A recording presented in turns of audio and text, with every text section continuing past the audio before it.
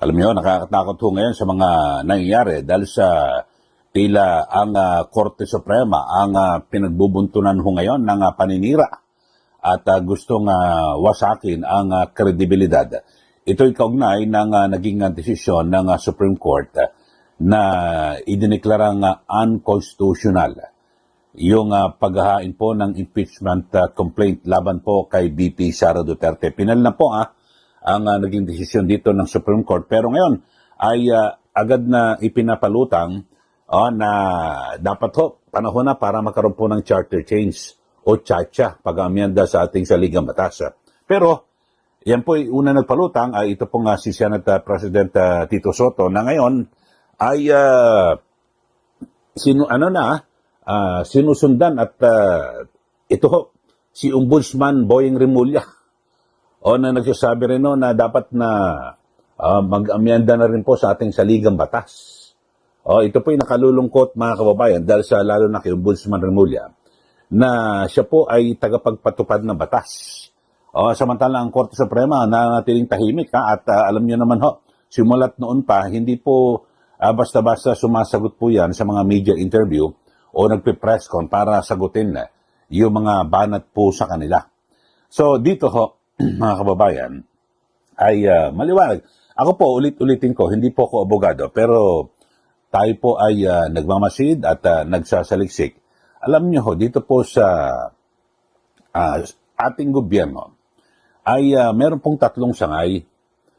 Di ba? Yung legislatura, yan yung Congress, House of Representatives at ang Senado. Tapos ay merong executive branch na pinamumunuan po ng Pangulo, di ba? Yung ehekutibo. At yung judicial branch, yan nga po, yung hudikatura na kung saan ay pinamumunuan naman ng Supreme Court. Alam niyo, maliwanag na po sa ating saligang batas ngayon na dito sa meron pong mga checks and balances Hindi pa pwedeng isang sangay umabuso. At basta kung anong ganyang diskarte, walang pwede sa kanyang pumigil. Hindi po Napakaliwanag po ng ating saligang batas. Dito binabanggit niya, halimbawa, kay Senator Tito Soto, sabi niya, dapat na magtsatsa. Ano bang klaseng provision? Sige nga, dapat ilatag niyo sa publiko kung ano ho ba ang partikular na provision sa saligang batas ang nais niyong amyendahan. Mga kababayan. Wala naman ho silang binabanggit na partikular na provision kung gusto niyo pahinain ang yung ating Korte Suprema, ganun ba yun? At kayo maging malakas? Hindi po Aliwanag dito po sa yung checks and balances ng tatlong sangay. Ito, iisa-isahin ko muna para po sa kaalaman ng ating mga taga-subaybay. Una, yung legislative branch. Ano ho ba talagang yung pangunahing trabaho po nila? Sila po ay gumawa ng batas. Di ba? Yung po talagang lumika, gumawa ng batas, magpasa at mag-amenda o mag-repeal o ipawalang bisa ang batas. Yan po ang mga talagang pangunahing tungkulin ng legislative branch na pinangunahan ng House of Representatives at ng Senado. Di po ba? So maliwanag ho yan. So yung kanilang kapangyarihan ay magsagawa rin ng mga pasa ng mga bills, resolutions, at mag-aprobaho ng national budget. Yun po yung mga trabaho ng ating mga mababatas. Kaya mababatas sila, bukod sa pag-aproba o pagpasa at pag-repeal, pagpawalang bisa ng batas, ay sila rin po nag-aproba, di ba, yung taunang budget. Kasi yung budget national budget natin, batas po ito At pwede silang magsagawa ng mga inquiries o investigasyon in aid of legislation. Tapos, meron sila na kapangyarihan na magpa-impeach ng mga opisyal ng gobyerno. At siyempre sila po'y kumakatawan sa taong bayan. So, yun po mga kababayan. So, sila po, talagang yun ang kanilang trabaho. Gumawa ng batas. Kaya nga tawag sa kanila mababatas, di po ba? Dito naman sa executive branch, sila po yung nag-i-implement ng batas na ginawa ng legislative branch. Di po ba?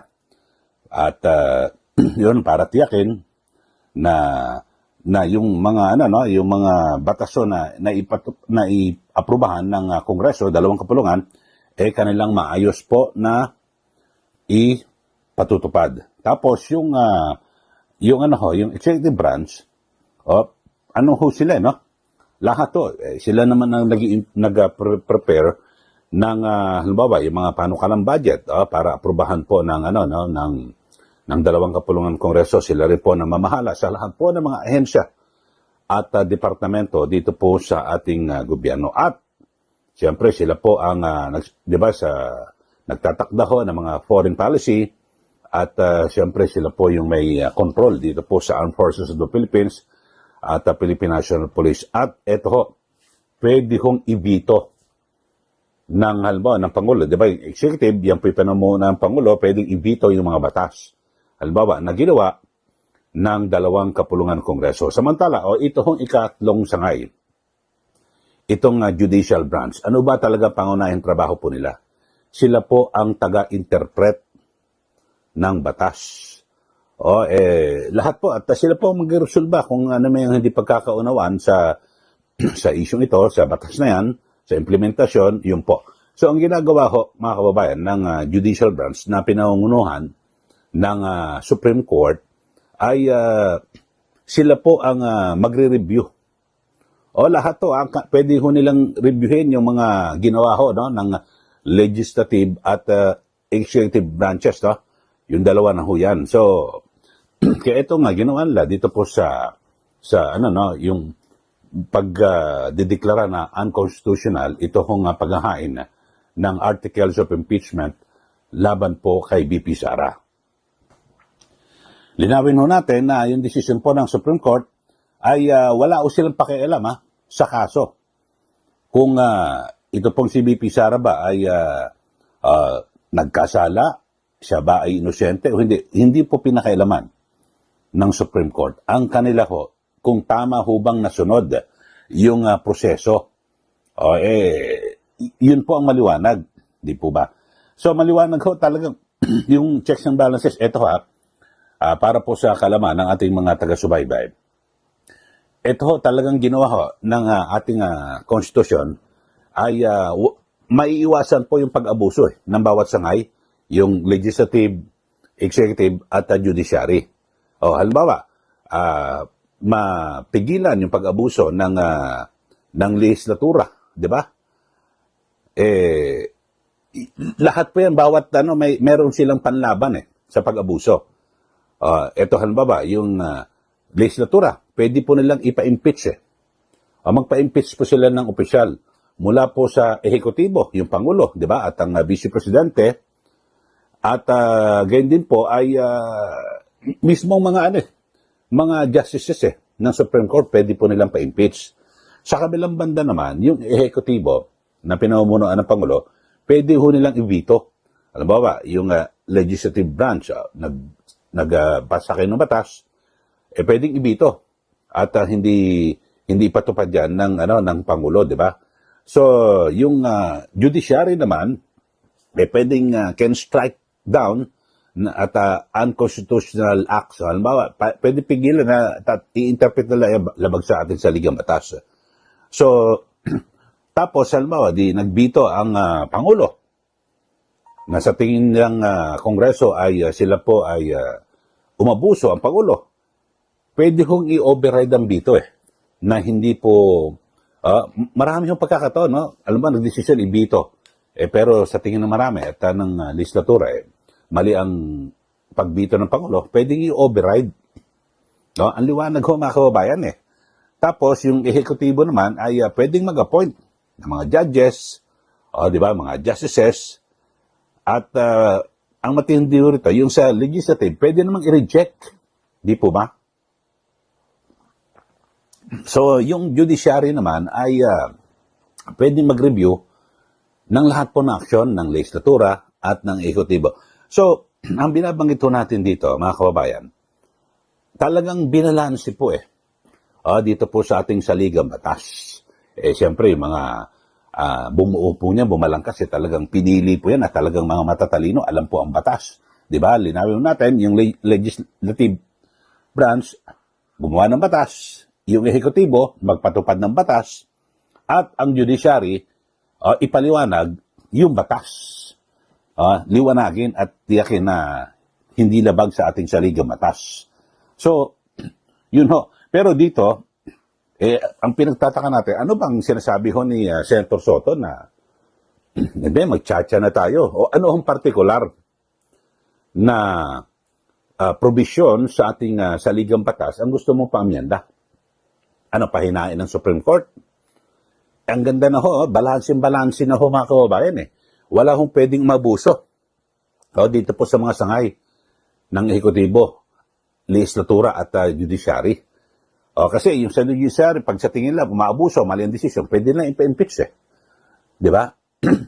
yung judiciary, kapag nakita nila na mali ang pagpasa ng batas, pwede ho nilang ideklarang unconstitutional. O sa Pangulo naman, pag hindi niya nagustuhan, pwede niyang ibito. Pag mali naman ang pagbito, yung legislatura, pwede i-override. So, ang liwanag, balance yung mga kababayan. So, ito hong tanong, ano po yung particular na provision ang gusto ko na paamyendahan ni Senator Tito Soto? At ang matindi ho dyan, mga kababayan, sumang-ayon din ho itong si Ombudsman Remulla na puro claim, wala ho silang malinaw. Anong provision ang gusto mong paamyendahan? Sa aking pananaw ho, mga kababayan, dito ho ay nagbibigay ho sila ng mga ganyang mga pahayag na wala hong malinaw na ebidensya, basihan, gusto ho nilang magalit ng tao sa Supreme Court. Yun lang po aking pananaw. Gusto ho nilang magalit at talagang yung mga tao magduda dito po sa trabaho po ng Supreme Court. Bakit ho? Kasi ang punot dulo ho niyan, mga kababayan, sila po ay anti-Duterte.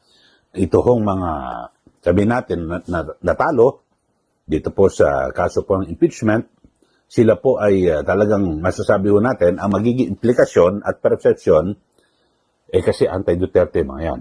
Pero kung nagkataon na hindi si VP Sara Duterte, yung sinampahan ng kaso impeachment, baka hindi ganyan po maging reaksyon nila. Di po ba? So, maliwanag ho ngayon na talagang ang masaklap po, nasa sakripisyo po yung imahe po ng mga maestrado ng Supreme Court. Alam nyo, base po sa kasaysayan, hindi po nagpapapreskon ayaw mo po magpa-interview. Hindi basta-basta sumasagot ang Supreme Court kahit na kung ano-anong sabihin na mga kasinungalingan o kung ano-ano mga propaganda, hindi po ganyan ang Supreme Court di po ba? At wala ko silang vlog. So, talagang sila po ay, pag mayroong mga kaso ho, talagang pinag-aaralang mabuti. At pag nagdedesisyon. At syempre, yung kanilang mga desisyon ay magiging bahagi ng ating batas. Kayo ho, anong masasabi nyo rito sa ating mga kababayan? Dito ho, parang nagkakaisa, na nagkakasundo na talagang upakan po yung Supreme Court. Ako, sa tingin ko lang ho, mga kababayan, dahil sa parang lumitaw ho dito sa desisyong ito na panalo po ang mga Duterte, kaya marami po nag-aalmahan yung mga anti-Duterte. Kasi ang liwanag ho ng desisyon ng Supreme Court wala ho silang pakialam sa merito ng kaso. Kaya lumabag man o hindi, o may aligasyon na pag-abuso sa pondo ang Vice Presidente, hindi po yung ginalaw ng Supreme Court. Ang tanging ginawa po ng Supreme Court ay yung proseso. Sabi ho, mali. Yung paghahain ng articles of impeachment, hindi yan yung paapat. Dapat yung unang tatlo, yun ang inaihain. Kasi mayroong 1-year bar rule. Yun ho. Kayo ho, sige magbigay na po kayo ng comment dito po sa ating channel. At yung ating pinag-uusapan ngayon, ito hong parang nagkakaisa ho na kung saan ay winawasak po at talagang sinisiraan, inaatake ito pong Supreme Court para magalit po ang taong bayan. Tayo ho ba magagalit? Kung mag-iisip po tayo ng mabuti, yung Supreme Court, ginawa lang po nila ang kanilang trabaho. At sa akin pananaw, hindi po ako abogado, pero wala akong nakita na sila po yung lumagpas sa kanilang tungkulin. Kasi kung halimbawa, pinakailaman nila yung pinakadetalye, yung merito ng kaso, yung medyo mag-iisip ka pa. Nako, may bias. Kasi hindi hindi mo ginawa ng Supreme Court eh. Kasabihin kasi bias po sila no, sa ganitong hindi pa pwede. Ang ginawa nila, yung tuntunin. O yung ginawa hong hakbang sistema sa paghahain ng impeachment complaint. Yung sa articles of impeachment, nung dinila po sa Senado, hindi yun. Mali, dapat yung unang tatlo. Kaso ang ginawa, parang sinadya na i-dribble, in-archive, tapos yung pang-apat, yun ang ipinasa. So, yun ho, maliwanag ho ito mga kababayan. Kayo, sige, magbigay na po kayo ng comment. At sa aking pananaw, talagang mukhang nagkakaisa po. Yung mga, maituturing ho natin, perception ko lang ito na mukhang mga, talagang ang gusto lang ho nilang pahinain ang Supreme Court. At dahil po sila po ay parang natalo ng mga Duterte at gusto nila magkaroon po ng charter change.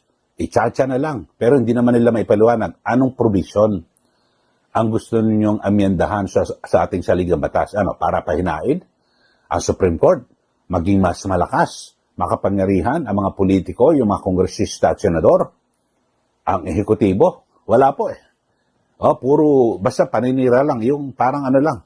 Hindi, ganyan yan Tsacha na natin yan, mali sila. Ano